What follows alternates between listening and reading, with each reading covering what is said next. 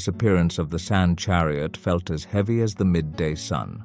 Misharu's voice, still echoing with the ancient prayer, hung in the air like a lone leaf caught in a sandstorm. Mamitu, who had watched the scene with wide, terrified eyes, finally found her voice. "Misharu," she gasped, her voice trembling. "What did you do? How did you—" He looked at her, his own hands still tingling with the phantom touch of the desert wind. "I remembered Father's stories," he said, his voice hushed, "about calming restless spirits with words of peace." Mamitu shook her head, the desert wind whipping her hair into a tangled mess. "But those were ghosts, Misharu. Vengeful spirits riding chariots of sand. How could a few words—" Before she could finish, a deep, gravelly voice boomed from behind them. "Words hold power, little one," it rumbled, "especially words spoken with a pure heart." Misharu and Mamitu whirled around to find an old woman standing amongst the ruins, her face etched with the wisdom of countless desert sunrises. Her eyes, the color of aged parchment, held a twinkle of both amusement and respect. "You," Mamitu stammered. "You saw what happened?" The old woman chuckled, a dry rasp against the desert air. "I see much, child, and I heard your plea, young one. You spoke to the spirits not with fear, but with understanding. You acknowledged their pain, their right to rest." Misharu felt a wave of relief wash over him. He wasn't crazy. The ghostly chariots, the whispers, they were real. But so was this woman, this unexpected witness to his act of courage.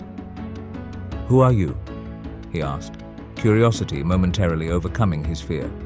The old woman smiled, her wrinkles crinkling like the dunes under the desert wind. "I am called Amara," she said, "keeper of the sands, guardian of whispers." Mamitu's eyes widened. "The legend? The one who guards the spirits of the buried?" Amara nodded, her eyes twinkling. "Indeed. And you, young Misharu, have shown great respect for their slumber. You have earned their peace." She looked at the ruined tomb from whence the sand chariot had materialized. "But their anger was born of a broken promise," she continued, her voice turning sad. "A sacred burial mound desecrated, treasures stolen, ancestors disrespected." Misharu and Mamitu exchanged worried glances.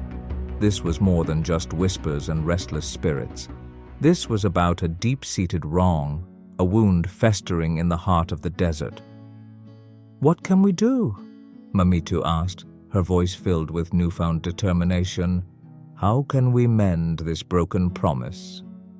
Amara's eyes met Misharu's, searching for something she seemed to find. "The whispers," she said slowly. "They hold fragments of the truth. Listen to them, young ones. Follow their path, and it may lead you to the answer." With that, Amara turned and dissolved into the shimmering heat haze, leaving Misharu and Mamitu standing alone amongst the ruins, the weight of the old woman's words bearing down on them like the desert sun. They knew their adventure in Sippar was far from over. The ghostly chariots had been silenced, but the whispers remained, urging them forward, towards a mystery buried deep within the sands. Now, guided by the wind and the echoes of ancient wrongs, Misharu and Mamitu must embark on a quest to right a forgotten injustice, appease the restless spirits and restore peace not just to Sippar, but to the sacred ground itself. Their journey promised danger, hidden truths, and a test of their courage unlike any they had faced before. And as they took their first tentative steps into the heart of the desert, they knew deep down that the whispers, once a chilling reminder of the past, were now their only hope for a peaceful future. Lessons learnt.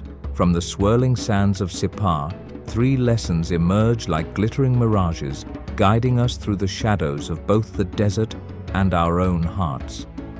Misharu's courage wasn't the absence of terror, but his choice to speak words of peace, reminding us that kindness and understanding can disarm even the fiercest of ghosts, both within and without.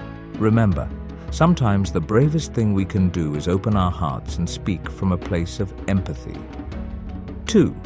Amara's words remind us that the truth often hides in plain sight, carried on the wind's breath, or whispering through ancient ruins. It's up to us to listen closely, to follow the breadcrumbs of clues and rumors, for even the faintest whisper can lead us to hidden treasures and forgotten wisdom. 3. The restless spirits were driven by a wound inflicted on their sacred ground. Misharu and Mamitu's quest to mend this broken promise teaches us that healing past injustices, repairing fractured bonds, and respecting the stories of those who came before us is not just an act of kindness, but a vital thread in the tapestry of community.